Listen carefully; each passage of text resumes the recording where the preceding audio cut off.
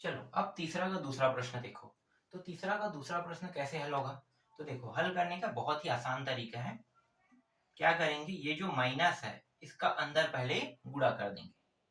तो ये हो जाएगा 1 का घात माइनस 1, 3 का घात माइनस 1, फिर माइनस 1 का घात माइनस 1, 4 का घात माइनस 1। ठीक है, इस तरीके से। और इस पूरे का घात भी माइनस 1 है। यहाँ पे कौन सा नियम लगा है?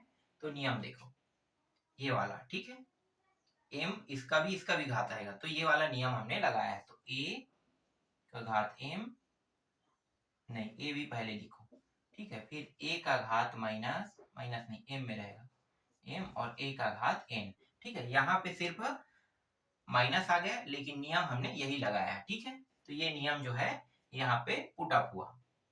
फिर आगे इसको हल करेंगे। तो देखो, आगे जब हल करोगे तो देखो, हर बराबर जब तक नहीं होगा तब तक ये घट नहीं सकता। नियम तो यही कहता है। तो हर को बराबर कर लेते हैं। तो हर को बराबर करने का तरीका क्या है? इसका इसका गुणा। देखो, ये पहले इसको गुणा करेगा, ऊपर वाले को, और यही जो 4 का घात माइनस 1 है ये नीचे को भी गुणा करेगा। तो यहाँ पे माइनस, यहाँ पे 1 दिया, 1 का घात माइनस 1। ठीक है, गुणित 4 का घात माइनस 1 गुणा कर रहा है। ये दोनों गुणा तो हो नहीं रहा है, तो क्या करेंगे, इसे ऐसे ही लिख लेंगे। ठीक है, नीचे वाला देखो, 3 का घात माइनस 1 और 4 का घात माइनस 1, फिर माइनस। अब ये जो 3 है, ठीक है, ये जो 3 है, 3 का घात माइनस 1 है, ये भी अब इसको गुणा करेगा और फिर इसको गुणा करेगा। पहले ऊपर वाले को कर लेते हैं। तो यहाँ पे आ गया माइनस 1 का, नहीं माइनस नहीं, 1 का घात माइनस 1 गुणित 3 का घात माइनस 1, फिर इन दोनों का गुणा। तो 3 का घात माइनस 1 गुणित 4 का घात माइनस 1। यहाँ पे अभी कोई नियम नहीं लगा, सिर्फ सिंपल गुणा किए हैं। और ये रहा माइनस 1। अब देखो, यहाँ पे माइनस 1 है, यहाँ पे भी माइनस 1 है, सब में माइनस 1 है। तो क्या करेंगे, सबसे माइनस 1 को हटाएंगे। ठीक है, सबसे माइनस 1 को हटाएंगे। हाँ, और यहाँ पे देखो, ये मान भी बराबर, ये मान भी बराबर, इसका मतलब ये आसानी से घट सकता है। तो इसे एक बार लिखेंगे। ठीक है, एक बार लिख लेते हैं। यहाँ पे मैं बगल में बता देता हूँ। 1 का घात माइनस 1 गुणित 4 का घात माइनस 1, फिर माइनस 1 का घात माइनस 1 गुणित 3 का घात माइनस 1। तो 3 का घात माइनस 1 गुणित 4 का घात माइनस 1, इस तरीके से। ठीक है, ये दोनों में से लघुत्तम जो है ये निकाल रहे हैं ना, या फिर ये कह सकते हो नीचे से उभयनिष्ठ निकल रहा है। तो इसे एक बार लिखते हैं। ठीक है, तो इस तरीके से हमने इसे एक बार लिखा। ठीक, याद है ना, इसे ऐसे ही लिखते हैं, याद रखना। आप लोग 9वीं क्लास में, इसलिए मैं यहाँ पे ज्यादा से ज्यादा डिटेल से बता रहा हूँ। 10वीं में होते, 11वीं में होता तो आप लोगों को इतना डिटेल बताने की जरूरत नहीं, क्योंकि ये जो तरीका है ये 9वीं से ही आपको सीखना पड़ता है। और अभी आपका स्टार्टिंग है, इसीलिए आप लोग अभी 9वीं में सीख रहे हो कि ये जो है नीचे का मान जब तक के बराबर नहीं होगा तब तक ये जुड़ नहीं सकता, नहीं घट भी नहीं सकता। तो यहाँ पे घटा रहे हैं, तो देखो नीचे को बराबर किए, बराबर करने के बाद इन दोनों को सिर्फ एक बार लिखना होता है। ठीक है, तो एक बार हमने लिखा है और ऊपर के मान को देखो घटा दिए। ठीक, अब यहाँ पे ये जो मान है इसको हटाना है, तो इसको कैसे लिख सकते हैं? इसको लिख सकते हैं, यहाँ पे एक नियम लग रहा है, 1/1 गुणित 1/4, फिर माइनस 1/1 गुणित 1/3, फिर ये रेखा, फिर 1/3 गुणित 1/4। यहाँ पे कौन सा नियम लगा है? तो इसलिए करके यहाँ पे लगा देते हैं। देखो, ये वाला जो है कौन सा नियम है? ये वाला। तो a माइनस एम बराबर 1/am। ठीक है, इस नियम को हमने यहाँ पे लगाया। अब फिर से देखो, इस वाले में भी हर जब तक बराबर नहीं होगा, देखो एक है, दोनों में तो एक है। ठीक है, ये तो ठीक है, लेकिन 4 यहाँ पे और 4 यहाँ पे, ये दोनों बराबर नहीं है। तो ऊपर के मान क्या हो सकता है? ना तो घट सकता है ना जुड़ सकता है। तो बराबर कर लेते हैं। तो ये जो 4 है इसका गुणा इसके साथ, और ये जो 3 गुणा इसके साथ। तो 3, 3 एकम 3, और ये 4 है ना, 4 एकम 4। एक बार अब यहाँ पे देखो, यहाँ पे दोनों को साथ साथ लिखते थे, फिर अकेला करते थे। तो क्या करेंगे, दोनों को एक साथ नीचे वाले का गुणा कर दो। तो 3 चौक कितना हो गया? 12। ठीक है, 12 आ गया यहाँ पे। अब देखो, ये दोनों तो सिर्फ गुणा में है, तो एक लिखो, एक का गुणा एक के साथ, 3 का गुणा 12 के साथ। तो ये रहा 12। ठीक है, तो कितने पद हो गए? 1 2 3 4, 4 पद हो गए। नियम क्या कहता है? पहले चौथे का गुणा, फिर दूसरे और तीसरे का गुणा, मतलब 4 पदों को 2 पदों में बांट रहे हैं। तो 3 - 4 के साथ गुणा हो रहा है नीचे वाला 12 का, और ये जो 12 है उसका गुणा 1 के साथ, तो सिर्फ 12 बस लिखेंगे। ठीक है, इस तरीके से 12 बस को क्या करेंगे, लिखेंगे। ठीक है, अब आगे के हल यहाँ पे बगल में मैं बता देता हूँ। क्या था, यहाँ पे फालतू लिख दिया हूँ। ठीक है, बगल में बता देता हूँ। तो देखो ये रहा 3 माइनस 4, ठीक है, गुणा 12। ठीक है, नीचे का जो 12 है उसको ऊपर ले जाएंगे। तो यहाँ पे देखो घात कुछ नहीं, मतलब क्या है, एक तो था ना, और 12 गुणित 12 मतलब ये भी ऊपर आ जाएगा। तो यहाँ पे घात क्या है, नीचे वाला ऊपर जाएगा। यहाँ पे कुछ नहीं मतलब क्या है, एक यहाँ भी है, यहाँ भी एक घात है। तो नीचे वाले को ऊपर ले जाएंगे, मतलब 12 जो है ये 12 को भाग कर रहा है। तो 1 माइनस 1 होगा कि नहीं, होगा ना। कौन से नियम के तहत, इस नियम के तहत। ठीक है, ये वाला। तो यहाँ पे बच क्या रहा है, 3 माइनस 4 बस बच रहा है। और हाँ, एक चीज यहाँ पे मैं लिखना भूल गया हूँ, उसको भी यहाँ पे लिख लेते हैं। ठीक है, ये इस तरीके से -1, और यहाँ भी -1 है, और यहाँ भी -1 है। ठीक है, सब में -1 लगा है, यहाँ भी -1 लगा देते हैं। ठीक, इस तरीके से। अब ये रहा -1। अब यहाँ पे नियम लगा, उसको बताना पड़ेगा, तो इसलिए ये वाला नियम a का घात m भागित a का घात n बराबर a m माइनस n। ये नियम के तहत ये जो मान है ये कितना हो रहा है, 12 का घात 0। ठीक है, दोनों घट जाएगा तो 12 का घात 0 आएगा।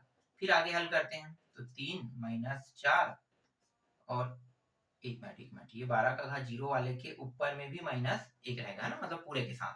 तो इस तरीके से अब यहाँ पे देखो 12 का घात 0 का मतलब क्या होता है, 1, और ये रहा -1। यहाँ भी नियम लग गया, a का घात 0 बराबर 1, ये वाला नियम यहाँ पे लगा है। ठीक है, 12 का घात 0 का मतलब 1 कहाँ से आया, इस नियम के तहत आया।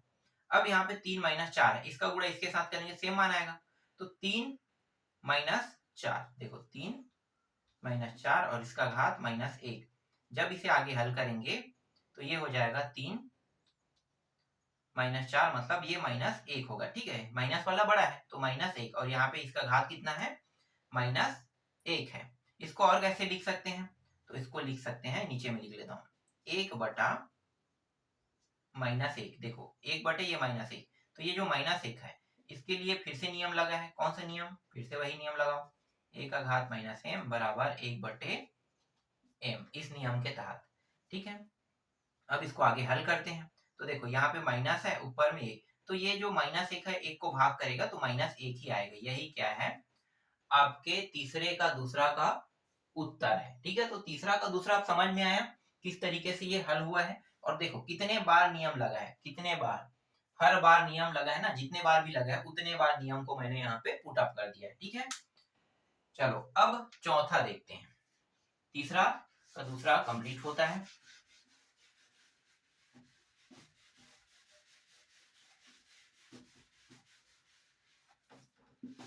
इसको मिटा देते हैं।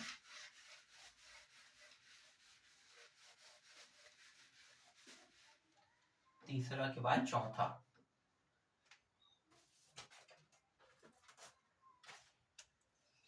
चौथा का पहला। ठीक है, चौथा का पहला क्या प्रश्न है, x a b, x a x b और a प्लस बी, फिर गुणा, ऐसा ही है। ठीक है, इसके बाद एक्स बी और एक्स सी, फिर इन्हीं b प्लस सी का गुणा, फिर एक्स सी और ये एक्स ए, फिर c प्लस a का गुणा, यही होगा। ठीक है, यही है। और इसके बराबर हमें सिद्ध करके लाना है -1। ठीक है, मतलब लेफ्ट हैंड साइड को लेकर चलेंगे, राइट हैंड साइड को हल करेंगे। तो मतलब राइट हैंड साइड को सिद्ध करेंगे, तो लेफ्ट हैंड साइड को लेकर यहाँ पे चलते हैं। लेफ्ट हैंड साइड क्या है, देखो ये वाला। ठीक है, यहीं से मैं हल शुरू कर रहा हूँ। तो हल लेफ्ट हैंड साइड को लेकर चल रहे हैं। तो सबसे पहले क्या करेंगे, सबसे पहले जो अंदर के मान है उनको एक जैसा करेंगे। तो यहाँ पे नियम कौन सा लगेगा, तो देखो ये वाला है ना, तो ये वाला नियम हम लोग यूज कर रहे हैं। तो इस नियम के तहत ये जो दोनों मान है, ठीक है, और कुछ है क्या यहाँ पे नहीं दिखाई दे रहा ना, जैसे ए एम, तो ये इस तरीके से आ जाएगा। ठीक, तो देखो, या नहीं, ये वाला नियम नहीं लगेगा, यहाँ पे थोड़ा सा गलत मैं बोल दिया हूँ। देखो एक्स एक्स दोनों सेम है, तो ये भाग कर रहा है ना, तो ये वाला नियम लगेगा। तो यहाँ पे x a माइनस बी ये नियम लगेगा। ठीक है, तो दोनों सेम है, मतलब ये भाग कर रहा है। फिर इसके ऊपर में देखो, कोष्टक के ऊपर में a प्लस बी है। ठीक है, इसको भी ऐसे लिख लेते हैं। फिर गुणित x, फिर ये b माइनस सी, और इसके ऊपर में b प्लस सी है। फिर गुणित x c माइनस a, और इसके ऊपर में भी क्या है, c प्लस a है। ठीक है, कौन सा नियम लगा पता चल गया, ये वाला दूसरा, a का घात m भागित a का घात n बराबर a m माइनस n। ठीक है, ये नियम जो है यहाँ पे लागू हुआ है। ठीक, मैंने नियम को भी यहाँ पे लगा दिया। ठीक, अब क्या होगा, अब देखो ये दोनों भी गुणा होगा, ये दोनों भी गुणा हो रहा है, तो ये दोनों गुणा वाला देखो ऐसा ही, एक m है एक n है, तो देखो ये गुणा ये गुणा। ठीक है, ये तो मतलब यही नियम लगेगा। तो दोनों का गुणा कर देते हैं, तो ये हो जाएगा x a माइनस बी और a प्लस बी, फिर x b माइनस सी और b प्लस सी, फिर x c माइनस ए सी प्लस ए। कौन सा नियम है, तो नियम यहां भी लिख लेते हैं, देख लो ये वाला a m और n है ना, तो ये a m n, देखो इस तरीके से एक m हो गया एक n हो गया। ठीक, अब यहाँ पे इन दोनों को अगर मैं गुणा करता हूं, तो यहाँ पे गुणा करने पर एक सर्व समीका का उपयोग करना पड़ेगा। ठीक है, तो सर्व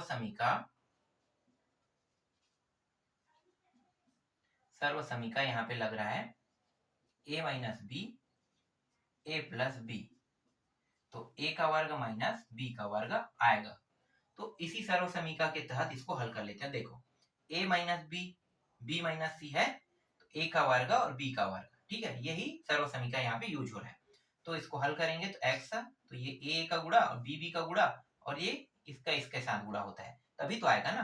तो a का गुणा मतलब a का वर्ग, सीधा लिख दो, ये वाला a का वर्ग माइनस b का वर्ग, फिर गुणित x, देखो b का वर्ग माइनस सी का वर्ग। ठीक है, क्योंकि ये a के जगह में है और ये b के जगह में c, फिर गुणित x c का वर्ग माइनस a का वर्ग।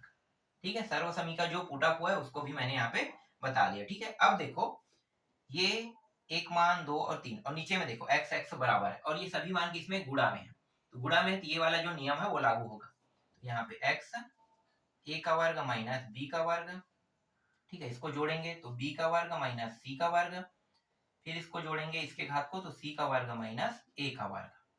कौन से नियम के तहत, a का m घात गुणित a का n घात बराबर a m प्लस n। ठीक है, इस नियम के तहत। अब यहाँ पे देखो सेम टू सेम है तो घटा देंगे, तो ये और ये सेम टू सेम है, एक प्लस में एक माइनस में घट गया, ये एक प्लस में एक माइनस में घट जाएगा, ये भी जीरो, ये भी घट के जीरो होगा, तो x का घात कितना आ रहा है, जीरो आ रहा है। ठीक है, x का घात कितना आ रहा है, जीरो आ रहा है। यहाँ पे मैं गलत लिख दिया हूँ क्या, यहाँ पे प्लस में आएगा मान, हाँ ठीक है, प्लस में ही आएगा, सिद्ध कर रहे हैं तो प्लस में आ रहा है। ठीक है, अब ये जो x का घात जीरो है, इसका मान कितना होता है, एक होता है ना, तो कौन सी नियम के तहत, तो a का घात जीरो बराबर एक, इस नियम के तहत। तो यही क्या है, हमें सिद्ध करना है, तो राइट हैंड साइड क्या हुआ, सिद्ध हुआ। ठीक है, इस तरीके से ये आपका चौथा का पहला प्रश्न बन गया। समझ में आया चौथा का पहला प्रश्न कैसे बना, बहुत ही आसान और बहुत ही सरल है। तो इसी तरीके से क्या करना है, बनाना है। ठीक है, तो ये प्रश्न कंप्लीट होता है। चलो अब चौथा के दूसरा देख लेते हैं, इसको मिटा देते हैं।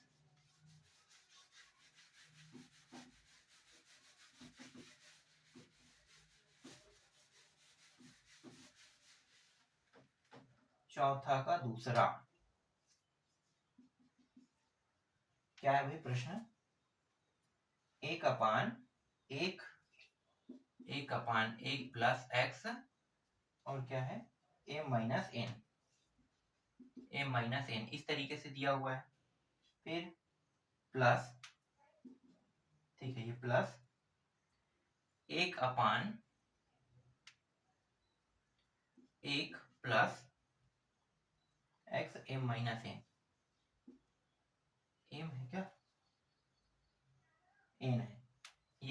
था तो ये n माइनस m इस तरीके से दिया हुआ है और है हाँ, इसके बराबर सीध करके लाना है 1।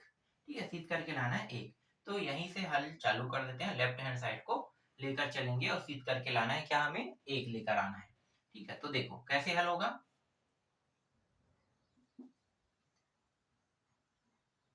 देखो हर बराबर है क्या, हर जब तक के बराबर नहीं होगा तब तक के हम प्रश्नों को हल नहीं कर सकते, है ना। तो हर तो बराबर नहीं है, लेकिन यहाँ पे कुछ नियम लगा है, उन नियमों के तहत हमें प्रश्नों को हल करना है।